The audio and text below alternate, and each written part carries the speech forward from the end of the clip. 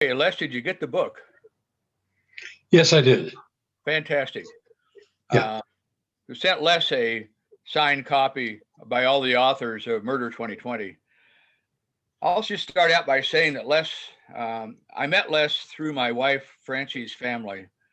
Her sister's best friend, Sherry Robertson, is a friend of Les's, had known him for a while.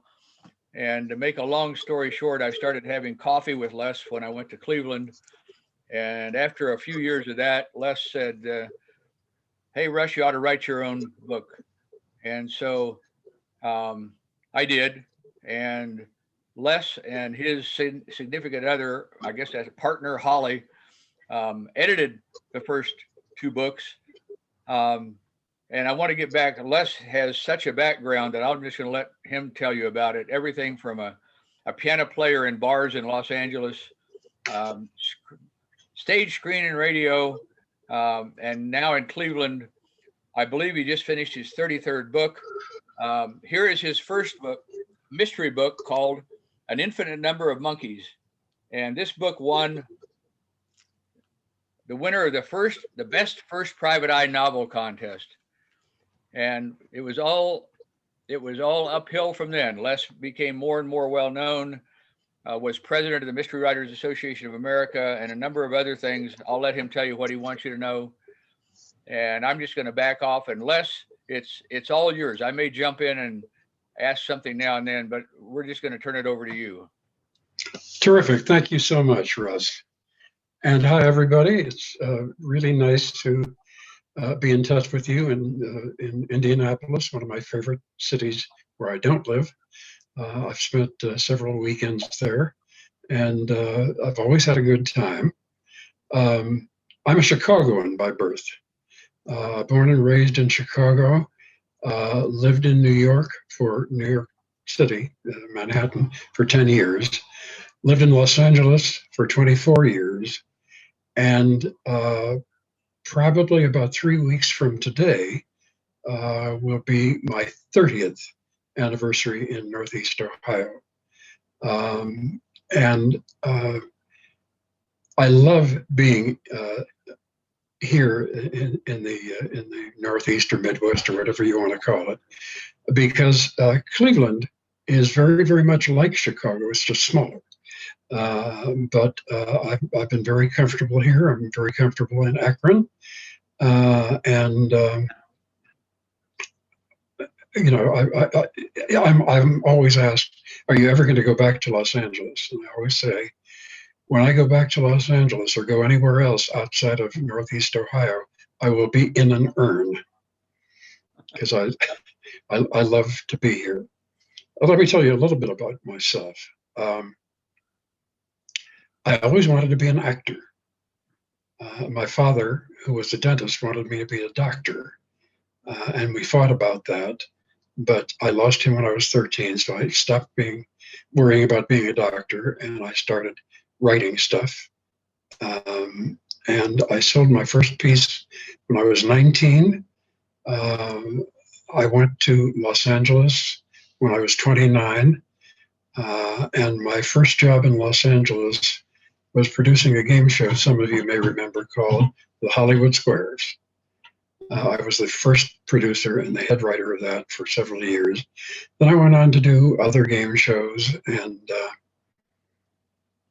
probably somewhere in the mid-'80s, a young man came to me. I had known him before, and now he wanted to be a producer. And I got to tell you about being a producer in Hollywood. Now, if you want to be a doctor, you go to medical school, you do an internship, you do a residency, then you're a doctor. If you want to be a lawyer, you have to, take the bar exam. In Hollywood, if you want to be a producer, you go down to Kinko's and you get some of those little cards made up that say producers. So that's where he was at the moment. And he said he had two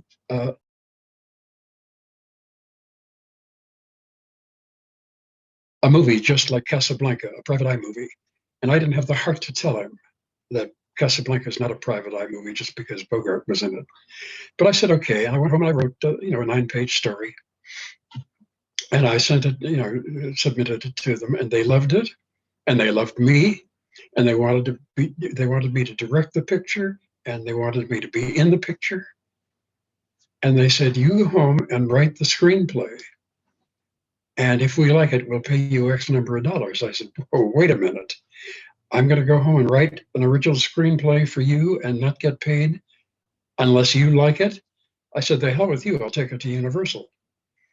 So I started writing the screenplay thinking to take it to Universal. And I got about 25, 30 pages in, and some voice here in my ear said, "It's a book. Do a book." And I had read books all my life. I had especially read mystery novels, Raymond Chandler and John D. MacDonald, and of course Dashiell Hammett. I could I could recite most of those books for you. So I started writing a private eye book. I didn't know what to do with it. A friend of mine said that she just read in the paper that St. Martin's Press and the Private Eye Writers of America were starting a contest for the first private eye novel by anybody. And she had read my manuscript, and she said, "You ought to submit this." And I said, "Nobody gets into contests." And she said, "I'll pay the postage, just send it."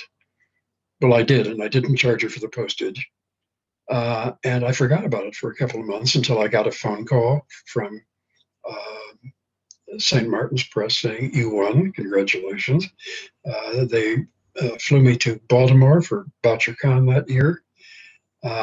And I never stopped writing since. I never had another job for more than a couple of months here and there. And I love writing. I'm an addict. I am an addict. I write every single day that I can, and that includes Christmas and New Year's and Rosh Hashanah and my birthday and Arbor Day and everything else. I always write something every day. I can't not write. I'm addicted to it. And I became addicted specifically to writing murder mysteries. There are a lot of people who say, "Oh, why do you want something? You write something so terrible, so violent?" And I said, "Name every book you've ever read, from Dick and Jane through the Bible, through everything else. There's always a crime. There's always a conflict. And that's what's fun to write about." And I started writing about things that I read in the paper or something that I saw on the street, or somebody mentioning, friend mentioning something to me. And I have a notebook on this laptop on which I'm speaking now. And if I never got another new idea, and I wrote 2 novels for every idea in this notebook, I'll be dead long before I get to even half of it. So I just love what I do. And I love reading too. I love other people. I love reading other people's work. I think my favorite mystery novel still alive, who is not me, is Karen Slaughter. I read all her stuff, and I think she's great. And I had the opportunity to meet her. She was giving a talk in Cleveland, and they asked me to come and introduce her to the crowd, and I did that, and we got along great. And I read a lot of other people too, and it excites me to read other people's work, because let's face it, whether you're writing mystery or science fiction or romance or historical or whatever, there are only about 6 or 7 plots in the world. Now, there's a book out that says there are like 30 plots. That's not true. They're all boy meets girl, boy loses girl, that kind of thing. And we're all writing that story over and over again. The difference is that we are writing from our own head, our own heart, our own gut, our own wherever it's coming from. Because I read one of your books and, maybe I'll say, this kind of reminds me of something that Lawrence Block wrote. But it doesn't matter because I can tell that it's you. I can tell that it's somebody who's written this book that I probably have never met. And I don't know if I've met any of you, probably not. But I now know who wrote this book and what's going through their head and why they chose to write this particular story in this particular way. So I do read a great deal. As a matter of fact, in addition to my writing 33 novels in the last 30 years and creating and producing 3 lottery shows for television in Ohio, Illinois, and Michigan. No, I forgot what I was going to say. Anyway, I read a lot, and it excites me to find new writers who have never written before. My friend here that has just introduced me, Ross, he'd never written anything. He decided to write something. And by the way, anybody can write. Writing well, that might be a different story. You might not be F. Scott Fitzgerald, you might not be Dashiell Hammett, but you're you. And that's what I want to see when I read a book. So it excites me to find a new reader that I like and become addicted to their work. So Ross said he wanted to write a book. I said, go ahead. He wrote it. He swears that he got the plot from one of my books, but I don't believe that. At least I didn't catch it.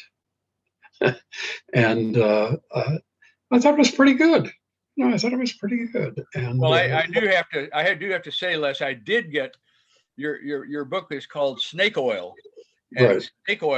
Snake Oil was the template for my first book called Dead Drive. So I sort of stole it as a template. Well, that's fine, I guess. I didn't get jealous about it, and I was delighted that, and he's kept writing, which is amazing. And I think that's with all of us. Once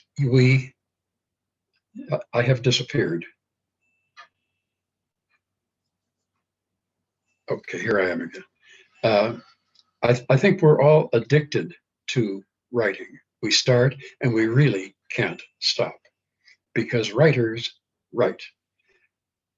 And I've taught a lot of classes and I've given a lot of talks to writing groups.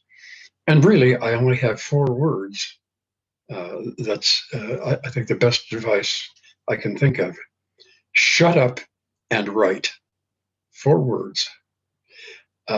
Don't worry about it. Don't chew on it for years and years and years.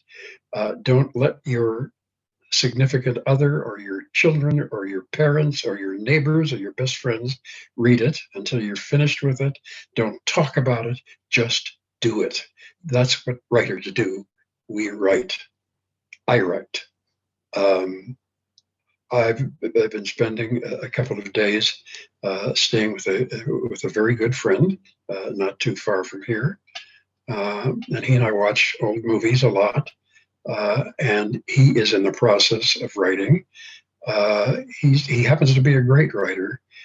He's written many, many, many short stories or short stories. And they're very good. And he's now finally decided to write a novel, which he's not doing because he's sitting right behind me. But I'm sure it's going to be good because his other stuff is good. You're never going to please anybody. I don't care how good your work is. I don't care if you write another Maltese Falcon or Great Gatsby or War and Peace for that matter. 10% of the people who read it are going to hate you. Live with it. Live with it. I'm so often asked, what audience do you write for? And I said, that's easy. I write for me. If I were not writing this book, I would be out reading something like it, because that's the kind of thing I enjoy reading. And that's why I started to write that way. I have a book scheduled for publication next year. It is also set in Northeast Ohio, as many of my books are. It's called Sheehan's Dog. And I started to write the book mainly because, I won't name names, but I probably won't have to. There's a very famous football player who got arrested and spent almost 3 years in jail for running a dog fight farm here in Ohio. And when he got out of jail, he immediately got signed to a $7 million contract by one of the NFL teams. And I hated that. I wanted him to work at McDonald's. So I wrote a book where that was the beginning of it. In my book, he doesn't play football; he plays basketball, and very interestingly, when you read the book, and I hope you do, next year at about this time, you will wonder, because the football player in question was African American, and in my book, I never mention his race, not once. So you can figure whoever you want to is this character. But I had a ball writing that. I've had a ball writing about abuse of children, professional abuse of children. Everything that I write, I got from somebody else, or I got from talking to somebody or seeing somebody on the street. I did a book about 15 years ago. It's called The Indian Sign. And, I lived in Cleveland at the time, and I was an Indians fan, but this has nothing to do with baseball, because one day I saw in a snowstorm an elderly Indian man sitting on a bench across the street.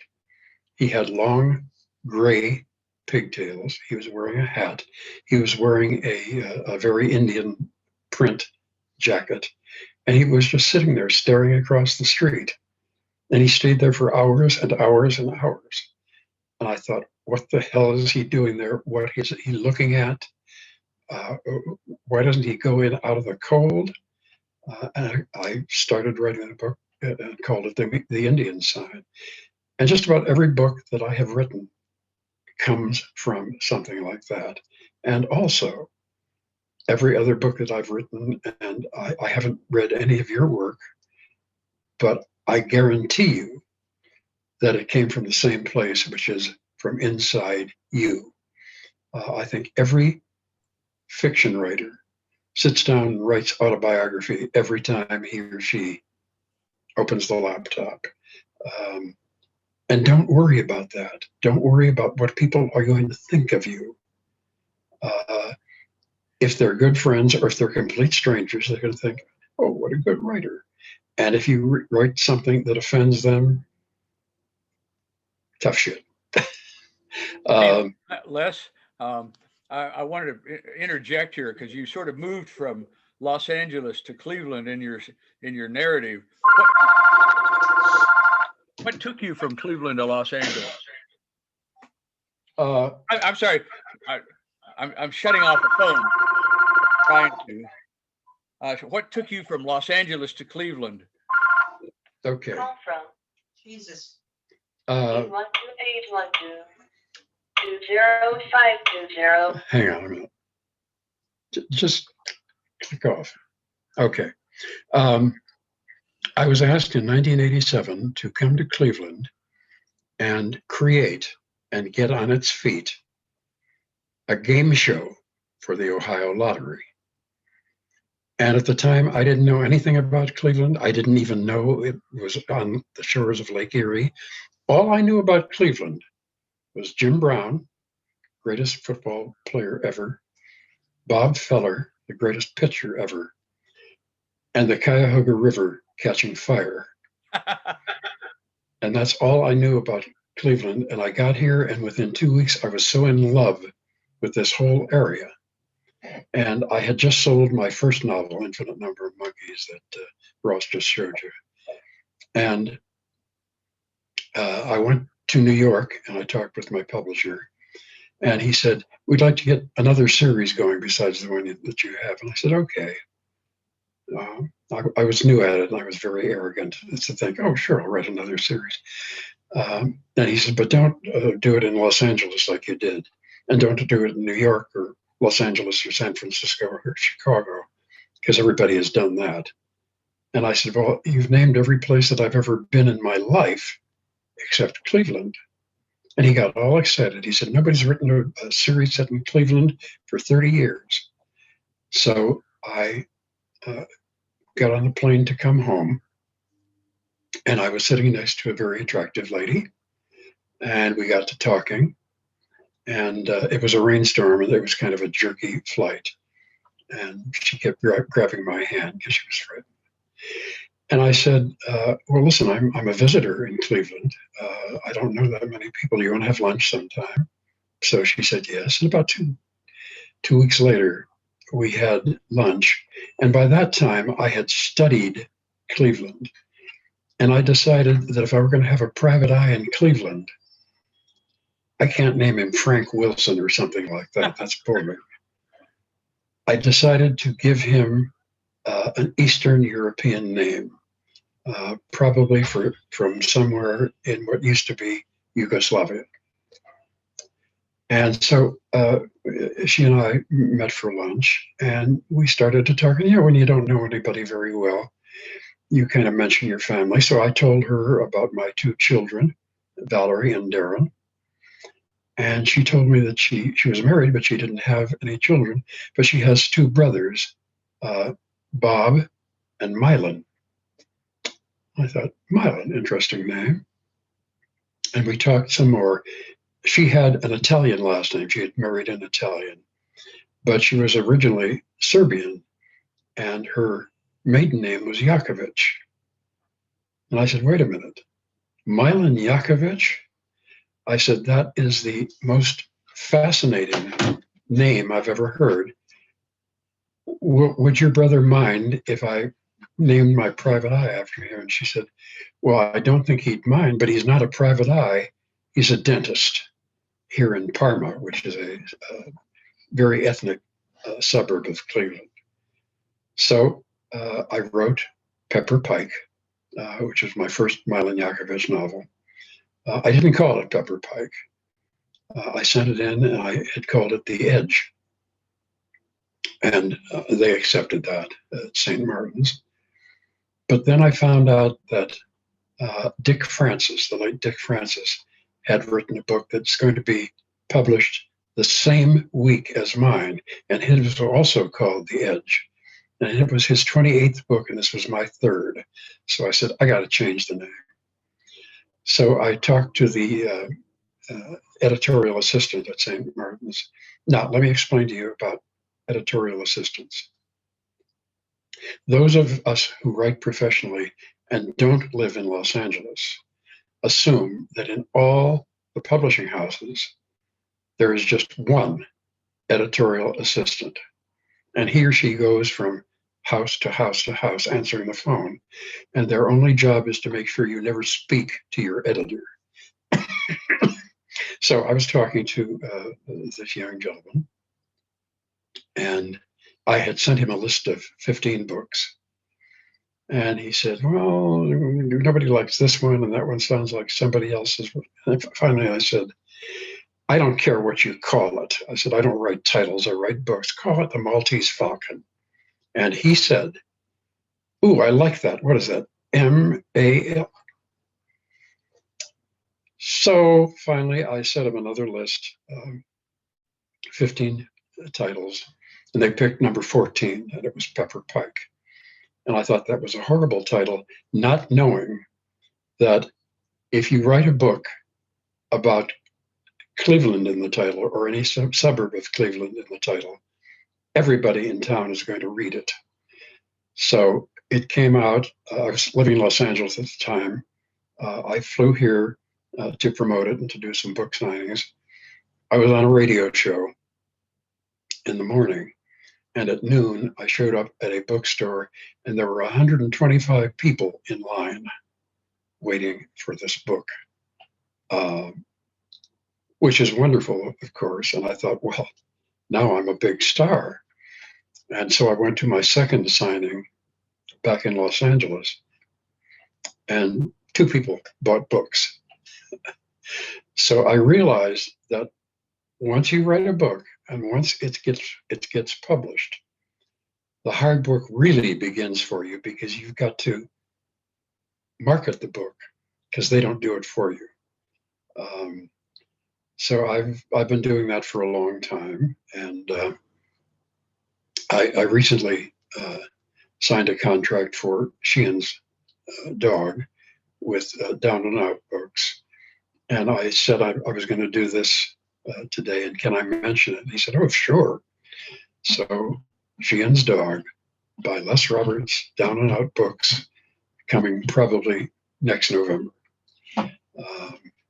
And I have 2.5 more manuscripts finished. I left St. Martin's a long time ago. I went with a local publisher for about 8 books. And then 2 things happened. First of all, nobody reads books anymore. They either listen to them or they read them on ebooks. And so my publisher here used to have, was a small publisher. He had 12 people. He now has 2. And before me, he had always published nonfiction books about Cleveland, where to eat, where to play sports, where to meet people, all sorts of things. One about cemeteries. And I was the first fiction writer he published. And he finally called me and he said, now that everybody else is gone, I don't know how to publish fiction. So I stopped writing for him, and I had a problem with my agent that I had for 30 some years. I'm friendly with both these people, but I don't work for them anymore. And I went out and found Down and Out on my own, or through a friend, actually. And I'm fine with that. I'm just fine with that. And I hope I will write at least 1 book a year for the rest of my life, which is not that long ahead of me as it used to be. By the way, in my Milan Yakovich books, he ages. He was about 40 in Pepper Pike, and now with the last one, which was a couple of years ago, called Speaking of Murder, he's almost 60. And people always ask me, why did you let him get old? And I always say, look at me. I got old too. I probably would find it difficult to write a book where the main character is very, very young, because they didn't grow up the way I grew up. We were talking last night about that. We liked different things. We liked different movies. We liked different foods. Pizza was not a big deal, that big a deal 30, 40 years ago. So I write about somebody closer to my age because I understand them. I understand him. I'm not saying that all of you should write books about your protagonists that are exactly your age and gender and where they live and anything like that. You don't have to. But just be aware that you're writing about somebody, and you're writing about what somebody thinks and does that you know about. And if it's something that you're too old to know about or too young to know about, don't try it. It's going to read funny. Um, Sheehan's Dog is about a man nearing 60. And then for the first time, and this I hope will be my next publication, maybe 2 years from now, where the protagonist is a female police chief in a Southern California beach town. And that was difficult for me because certainly I've known a lot of women in my life. And I tried to think as they thought. And I also know a lot of cops, and I tried to have her think the way they thought. And it seems okay to me. Nobody's read it yet, but I hope they will. I hope they'll understand it. I hope that I got it right. That's the important thing, getting it right, getting it true. I would imagine that some of you out there today are old enough to remember seeing films with James Cagney, who was a great, powerful actor. And once he was being interviewed, I forget by which magazine, and they said, "How do you do what you do? How do you do these great, great things on screen? Because you're playing characters that are not really like us. How do you make us believe it?" And he said, "It's the easiest thing in the world. You stand on your own 2 feet, you look the other guy right in the face and tell him the truth." That's what I try to do. That's what I hope you guys are trying to do every single day.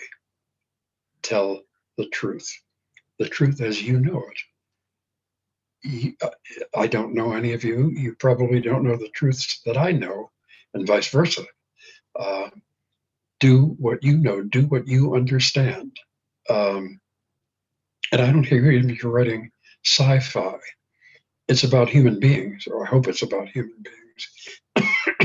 So tell the truth. Well, let's go back to Los Angeles for a minute. Then, you spent quite a bit of time as a screenwriter. Were you telling the truth when you were when you were writing for I Love Lucy and the Andy show? Sure. I was telling the truth as they knew it. Okay.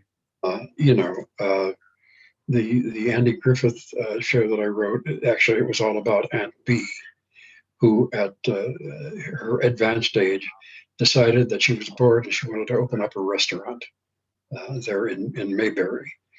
And she had a friend who was Chinese, so they were going to open up a Chinese restaurant called Aunt Bee's Canton Palace. I've never lived in a small town. I never thought about opening a restaurant. But I thought, what would an elderly person do? Isn't it going to be great? People come in and they're going to eat the food, they're going to love it, and you don't figure out what's happening, and you don't figure out about your partner, because what happened is that she opened a fortune cookie as the restaurant was being prepared to open, and the fortune cookie said, "Never trust strangers." And now she got very, very terrified, and she didn't want to open the restaurant. Well, I figured that out. Especially if you live in Los Angeles, you don't trust anybody. Because let me tell you something about Los Angeles. I don't know if any of you have ever lived there. New York is a tough town to live in. Cleveland's kind of a tough town to live in. But the nice thing about both those places is that when they stab you in the front. In Los Angeles, they stab you in the back. And that's how Los Angeles works. So I really spent, 24 years there, not really trusting anybody. Uh, and I've been in the greater Cleveland area. Uh, my friends here live down in Summit County, as I do, and they yell at me that I'm not a Clevelander anymore. But I have never met anybody in greater Cleveland in Northeast Ohio that I didn't like and didn't trust. So wherever you are, whether you live in Indianapolis or you're someplace else, how do you feel about other people? How do you feel about what people do? If you're writing mysteries, and I assume most of you are, if not all of you, what kind of mysteries happen in Indianapolis that don't happen in New York or Boston or San Francisco? And by whom and who gets murdered and why and what's going on in that particular area with these particular kinds of people in particular occupations. Or are they married? Are they single? Are they gay? Are they straight? What's going on with them besides somebody gets killed and somebody else has to pay for it? Because that's what we all do. So in one of your books, though, Ashtabula Hat Trick, yes, you weren't exactly totally admired by the people who you in the town of Ashtabula. Tell us about that. Oh, that's kind of funny. This was like 6-7 years ago. I was invited to come to Ashtabula, which is about 90 miles from where I live, Cleveland Heights, to give a talk to this group. And I guess they had 200 people coming, so that was nice. And about a week before the talk, one of the people from Ashtabula called me and said, we do a local television show every Thursday morning, and we would like to like to promote your talk. So can you come out here and be on the show? It starts at 7 o'clock in the morning. I said, do you realize what time I have to get up in Cleveland to be in Ashtabula at 7 o'clock in the morning? But I did. And I was on the show, and that was fun. And the lady who invited me happened to be kind of cute. And I said, listen, now that I came all the way out here this early, I said, you got to show me around the town. And so she did. And we went to lunch someplace nice, and she introduced me to a bunch of people that were very, very nice. And at the time, I had a story in my head that I was just about ready to write that takes place in a small town in Ohio. And I had never been to Ashtabula before. And I said, wow, this is a perfect place, because Ashtabula, then and now, is a town that is hanging on by its fingernails. It's beautiful up there. It's right on the lake. And it snows in August. I mean, it's way up there. And I thought, why don't I just set it in Ashtabula? And as I created the plot, I realized that 3 different people in different walks of life are murdered. And if you're a hockey fan, you know that if you score 3 goals in one game, that's called a hat trick. And this is 3 murders in a small town. So I call it the Ashtabula hat trick. And as you know, when you're writing a mystery where nobody knows who did it until the end, you have to have all these characters, and you want your readers to suspect all of them. And you want to do that because whether they are the murderer or they are not, they are in some way or another corrupt. And so I wrote the book that way.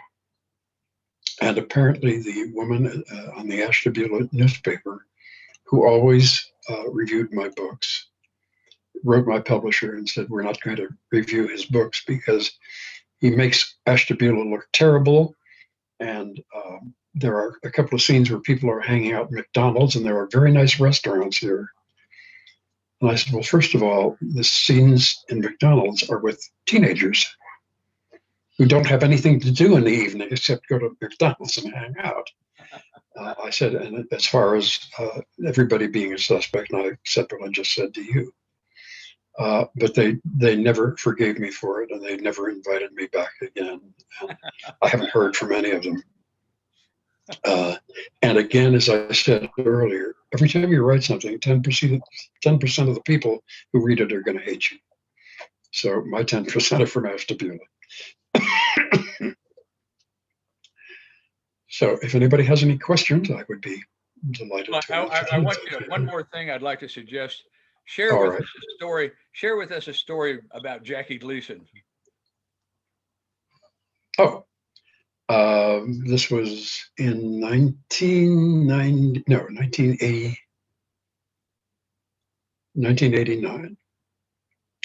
Jackie Gleason was doing a Saturday evening variety show from Miami Beach. And I was hired to go down there and join his writing staff. And so I did. And the first day I arrived in the writer's room, one of the other writers said to me, you know, that plane just came down here. And I said, yeah. He said, well, it crashed and you are now in writer's hell. And that is absolutely true, because we were told when to eat, when to go home, when to come back. It was almost like a prison. And we didn't associate with each other. And we didn't even associate with the June Taylor dancers, although I managed to. And we were not allowed to meet Jackie, because if you meet Jackie Gleason and he says, oh, hiya, pal, then you're his best friend. And if you're his best friend, you can't fire him. So we were told not to associate with him. I did meet him once with a bunch of other writers, so we didn't talk at all. But I found out at that time what his food schedule was. I remember that Jackie was a heavyset guy. I was told that on Monday, he would eat and eat and eat 5, 8, 10 meals a day, steak, pizza, pasta, whatever. Ate like a pig. On the second day, on Tuesday, he would not eat anything at all, but he drank all day.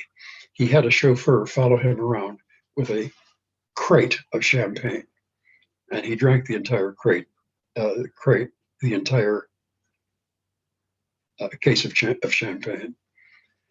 On Wednesday, he wouldn't eat or drink anything, water and grapefruit juice. That was it. On Thursday, he was back to eating. So he had a 3-day schedule. We always taped the show on Friday night to be aired on Saturday, on the next day. So when we did the show, we never knew whether he was on his food day or his drink day or his fast day. And we taped the show in a huge auditorium in Miami Beach. And the writers all were forced to sit in the orchestra pit. So we were very, very close to him. And I would watch him. And, you know, I'd been watching him for years. And, you know, I knew about the honeymooners and all that sort of stuff. And I was watching his timing and I was watching his face. And I thought, he is an astonishing talent. Nutty as a fruitcake, but God, he was great. And I lasted there a couple of months, and then I got fired. But I was fired by the head writer, because Jackie didn't know who I was. Hang on just a minute. Just hang on. Call from you. That's all. Just hang on. I knew this was going to happen. I tried to figure out how to mute the phones and I couldn't. So anyway, that was that. And then I worked for Lucille Ball. This was not I Love Lucy. This was after she and Desi were divorced and she married her husband. It was called The Lucy Show. And I was asked to write a script, which I did. And everybody liked it. And that was great. And then I got a phone call and they said, for our guest star for your script, we've hired Don Rickles. And Lucille would like you to come in and work with her and change some of the script so that it fits Don Rickles more than it would have otherwise.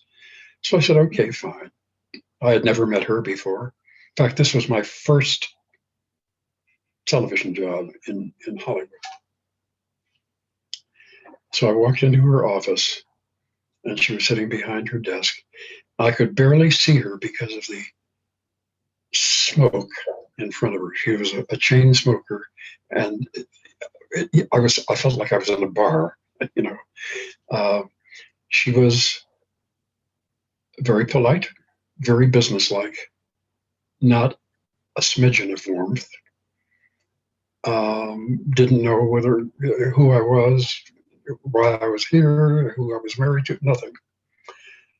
And so we're going through the script and we get to like page 18. And she said, this at the top of the page here, it's not funny, take it out. Now remember, this was my first sitcom. And I thought to myself, are you going to be a wuss for the rest of your life and let people who just happen to be stars dictate to you what you should write? And I said, excuse me, Lucille. I said, I think it is funny. And let me explain why. And I did. And she looked at me and she said, you're right, it is funny. You want to know why I didn't laugh? And I said, yes. And she said, turn back to page 17. You didn't set the joke up properly. And she told me how I could do that. And I thought, I can write in this town for another 15 years and I will never learn anything as good as that. I ran into her about 6 months later and she said, your script was my favorite of all last season. So that was nice. Never hired me again, but that was nice. Being the first head writer and producer of the Hollywood Squares, I met everybody. I mean, I never met Spencer Tracy, but I parked next to him once. I just knew everybody, and I was going to parties and roasts at the Friars Club and things like that. So I literally knew everybody. And of course, I always used to watch the Oscars, as I still do. And I remember my last watching the Oscars in Los Angeles. I thought, well, I know half the people here. I've worked with most of them. I've dated a couple. Wow. Then I came to the Cleveland area, and I still watch every year. I think about 2 years ago, I watched the Oscars and I said, who the hell are these people? I never met them. I never heard of half of them. So things have changed. Life changes. And as we write, and if we are going to write for another 30 or 40 years, like I have, we have to change with the rest of the world so they understand us. So. Well, let's open it up to questions. Sure. Les, this is Janet Williams, and I just had a quick question. Can you talk a little bit about, and maybe use an example from your own writing about how, like from some of your early writing to now, you have changed and adapted with the times, like anything in your character development, anything in like however they navigate the world? Sure. In Sheehan's Dog, for instance, Mr. Sheehan worked for many years for the Irish Mafia in Cleveland. He was the #2 guy, and he was basically a hitman. He says that he rarely killed anybody. You know, he was more of a knee breaker, you know, to make them to do what the boss wanted him to do. But he has committed 4 murders. And then about 10 years ago, he retired. He went to live in Vermilion, which is a harbor town about 60 miles west of here.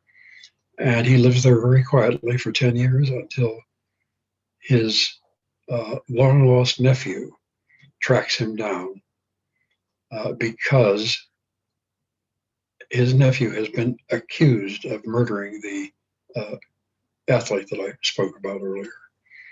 And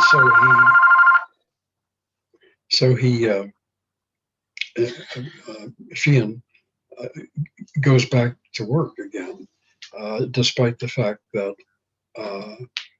his family has made him a black sheep for the last 10 years.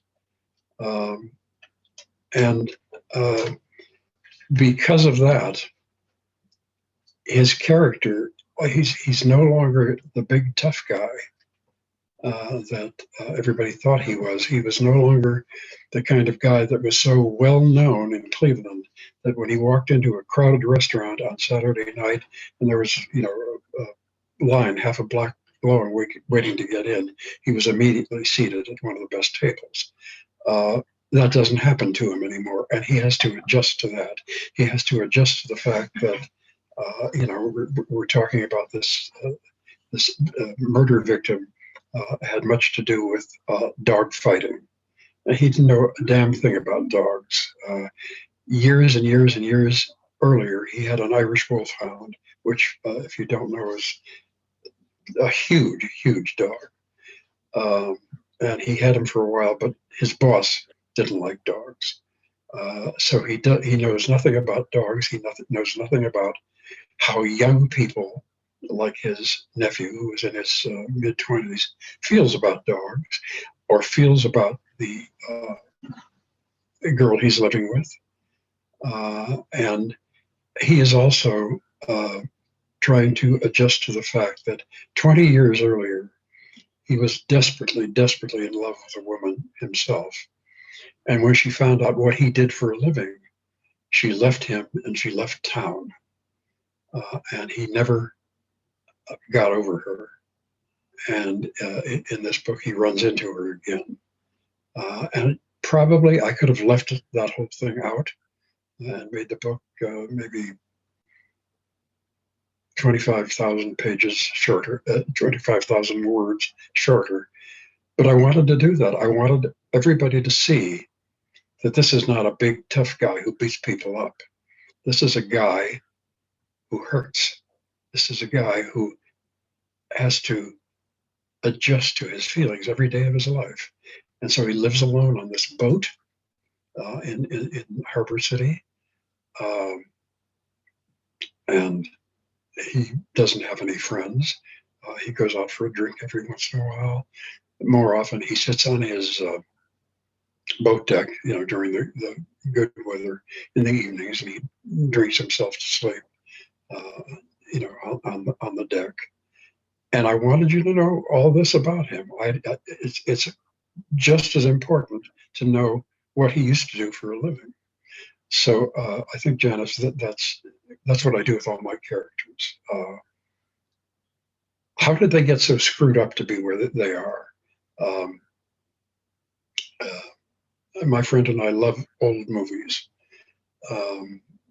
especially the Humphrey Bogart or Robert Mitchum or Alan Ladd movies, or the John Wayne Westerns.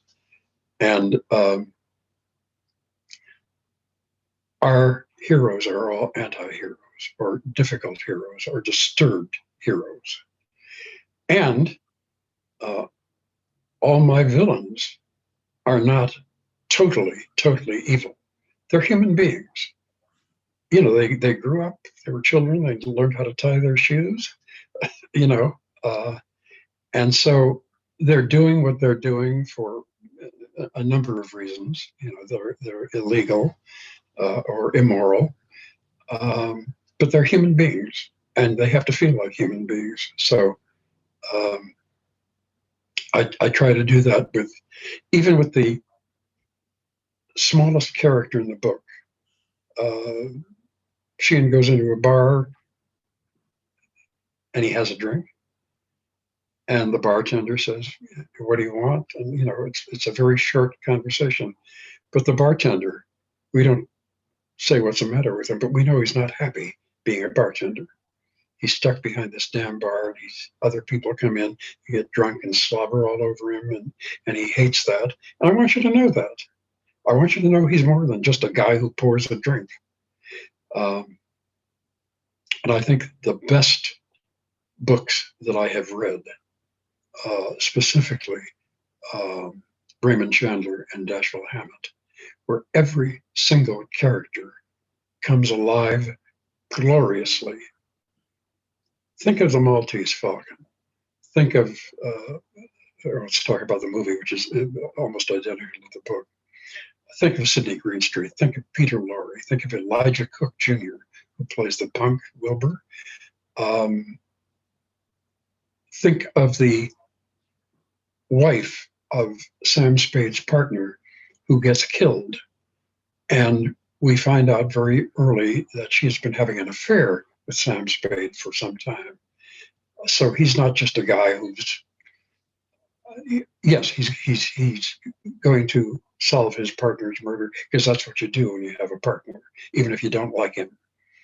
But he's very, very aware of the fact that for years he has screwed this guy over, this partner of his, by sleeping with his wife. Is there a better private eye anywhere than Sam Spade or Philip Marlowe, the Raymond Chandler character? This is why those books are so great, and this is why they have lived for such a long time. And even books that are not mystery books. One of my all-time favorite novels is The Great Gatsby. Every character in that book is amazing. Not just Gatsby himself, and not just Nick, who follows him around like a puppy. Everybody is great in The Grapes of Wrath. And by the way, it is reading that book when I was about 12 years old that made me want to be a writer. I wanted to be 1/10 as good as John Steinbeck. Hey, Les, I want to Yeah. get one thing in here. Janet asked you how you have adapted with the times, and I have to ask you the following. You introduced a character. Talk to us a little bit about why you introduced Toby, and tell them who Toby is. Okay. To me, that was a point in your books where you made a major shift. Yes, I did. Milan Yakovich was basically a very decent guy. His wife left him for another man for whom she was having an affair with during the marriage. And unfortunately, because he has children, he has to see this son of a bitch every time he picks his kids up. And through the 19 books, he has had 3 real girlfriends. And 3 of them dumped him because being a private eye is not something they wanted to be involved with. And then he meets Toby Blaine. Toby Blaine is a female homicide cop, and she is also African American. And for several books before that, his best friend, who was a cop, got killed trying to save Milan's life. And he was replaced by another Black woman whose name was Florence McHarg. And they didn't, Florence and Milan didn't get along at all because, number one, she's black, he's white. Number two, he's male, she's female. Number three, real cops don't like private eyes who quit the police business to become private. So there was headbutting from the very beginning. So when he meets Toby, probably the 14th or 15th book, there is a certain amount of tension there. And of course, it winds up to be very, very romantic. And he has stayed with Toby for the rest of the series. And again, I thought there are people who have loved Milan Yakovich and are going to be very angry because now he's fallen in love with a black woman. Too damn bad about you. And in most of the books, there is a racial problem of some sort or other with the other people he is involved with, certainly an Ashtabula hat trick. Because I remember, my times in Ashtabula, I don't remember any black people at all. I'm sure they're there, but I just never saw any of them. And now somebody comes in with a badge, and she's a black female cop, and Milan has to deal with that. And I was very happy in doing that. And while now I figure I'm not going to write any more Milan books, I'm very glad that I did that.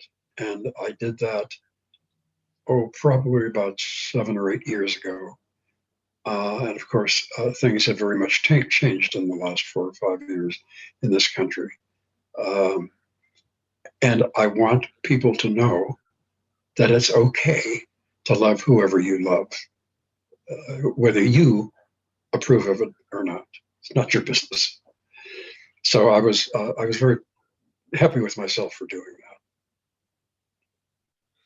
that. Yeah, I thought that Toby Blaine really, it was like your series made a right turn or a left turn or something. It was a noticeable moment, and I think if people are watching or they're listening, I think that reading, I recommended to a couple people that they pick up Ashtabula Hat Trick and a couple others with Toby in it, because I think she complements and rounds out Milan's character incredibly.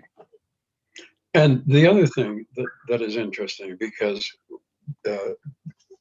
his best friend in the world got killed in the 7th book. And by the way, people still walk up to me on the street and say, "You killed Marco." Get over it. It's fiction. But one of the many reasons I killed off Marco is because he was a cop. And when Milan was working on a case and he needed some information that would be very difficult to get anywhere, he would call Marco. And I thought, this is getting too easy for Milan, so I got to get rid of Marco. And winding up with Toby, who was also a detective sergeant in homicide. There are times when she says to him, basically, this is not a direct quote, "I love you, but get out of my face. This is my case. It's not yours." And by the way, those of you who know about private eyes know that they are not allowed to investigate murders. They're not allowed to. But of course, if everybody believed that rule, none of us would be here today. So I love having that kind of tension between them, despite the love and the caring. And of course, he is very defensive of her when they ever run into a racist situation.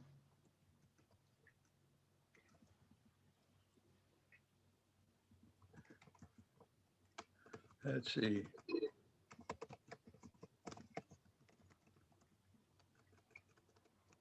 I don't see any other questions here, but I It's did want not to good. ask you. Yeah. I just wanted to ask, as you're developing, you put a lot of thought and development into your characters, but as your ideas are just at their, beginning stages, are you driven more by plot, like storyline, and the characters come, or are the characters what are do the characters take shape first and then the plot unfolds? Yes, How the how does that characters work? do. Yeah, the characters do take shape first. Um, Here's what I do when when I'm ready to start a novel. Of course, I've given it a great deal of thought. Usually, when I was finishing the previous novel. First of all, I'll sit down in one page, maybe 2 paragraphs. I'll lay out the story, and then on another page, I will list all the characters. And I don't do bios of any of them because I think that's boring. But it was basically John Smith, banker, 50 years old, down the list. And I read those over several times, and I put both pieces of paper in a drawer and never look at them again. Because by that time, I have fleshed out the plot a little more because I've got this banker. If he was a lawyer, it's a different story altogether. So I figure I've got him. And now, if he's a banker, what kind of a banker is he? Is he a good guy? Is he a bad guy? He is the kind of guy who you come for a loan on your house, and he says, "Well, you work at a low-paying job, or you're not the right race, or whatever. And I'm not going to give you this loan," and that makes him lousy. So what am I going to do with this banker? What am I going to do with the women? What am I going to do with everybody? And as I say, with almost every character, they are who they are, but there's some little part of them that are me. So all the characters, the men, the women, the good guys, the bad guys, the murderer, the victim, whoever it is, it all came from me. And I think with all of you, it all comes from you, whether you realize that or not. Because let's face it, like any writer, when we walk out the door, of course, unfortunately, we don't walk out the door nearly as often as we used to. But when we walk out the door, when we go to a grocery store, we go to a restaurant or a drugstore, we're just walking on the street, and we see somebody. And it doesn't have to be a beautiful person. It could be any person at all, but there's something about that person that strikes you. And so by the time you get where you're going and you're thinking about this person, you've given him or her a personality. You've given them an occupation, and you are now going to figure out what you're going to do with him in this plot. But as I say, I always start with the characters first. When I start writing, I always know who gets killed and who done it and why. But I have to figure out all these other characters and why I want you to suspect them. Even if they're wonderful people, there's something corrupt, there's something wrong. I don't know what it is. I'm going to turn the page and find out. So that's, I'm much more involved in character than in plot. Again, there's only been 7 or 8 plots in the world. So you have to find the characters that make those plots interesting.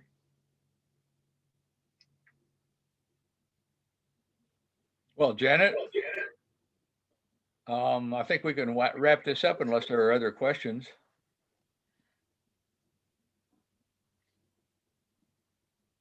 Janet, are you? Well, yeah, yeah, I was just trying to unmute myself. I'm sorry. Just wanted to ask, on in your lifetime, you know, both working in Hollywood and whatever, who was the most, you know, fun to work with over the lifetime, and what was that project? Wow. I would have to say Paul Lynde on Hollywood Squares. Um, we used to work that show. We would come up with a question, and then those of us in the writer's room would make up a comedic reply for whoever was being asked the question, if they were funny. If you had Glenn Ford or Raymond Burr, they're not so funny, and we just, you know, let them be there because they were stars. So if you laughed at Hollywood, at Paul Lynde for 17 years on Hollywood Squares, at all those wonderful jokes, 99% of them came from three of us, Jay Reddick, the late Bill Armstrong, and myself. And of course, the two executive producers, Merrill Heater and Bob Quigley. And the nice thing about it is we would go into the dressing room before the show and we would give them the jokes, but we wouldn't tell them the real answers. So especially Paul, when he gave the joke line and then he would laugh, he was first understanding it for the first time. So that was a lot of fun for us. It was also a lot of work and a lot of headaches. You see my hair? It looked like this when I was 30, when I was producing Hollywood Squares. Most of the people that I worked with, I liked and enjoyed. A couple of them bored me, and I think there were three of them that I disliked a lot. One of whom was a very big star who took off on the Vietnam War in the middle of this comedy show. And I tried to let her know that we had to break and go to commercial. And the only way I could get her attention was to snap my fingers from across the room. And she stopped and we went to commercial. And as soon as we were in commercial, and there's 500 people sitting in the audience from Iowa or wherever they were from, and she called me the most obscene things. So she and I were not friends. And Zsa Zsa Gabor was a problem for me too. But otherwise, I liked most of them, and some of them I became very, very good friends with, including Don Rickles, by the way, who is the nicest guy in the world if you're one-on-one talking to him. When a third person enters the room, then he's got an audience, and then he gets into his insults, which are very funny. But I had a lot of fun on that show because there were people who were there every week or almost every week, Vincent Price, and, you know, people like that. And then there were new people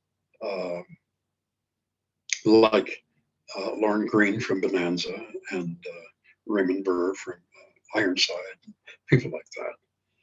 Walter Matthau one night, which was very funny. So I loved being in the comedy business. And I think when you read my novels, I think you'll find some humor or wit or whatever you want to call it in there, but they are not funny books. They are books about people who get murdered. But I try to make them as enjoyable as possible. Listen, we are all entertainers. You know, we're not scholars. Maybe some of you are, but you know, when you're writing mystery novels, you're entertainers. I entertain people. I want them to feel good. I want them to say, I enjoyed that. Oh my God, I never thought it was the butler. Gee, that was wonderful. I've never had butler as a killer.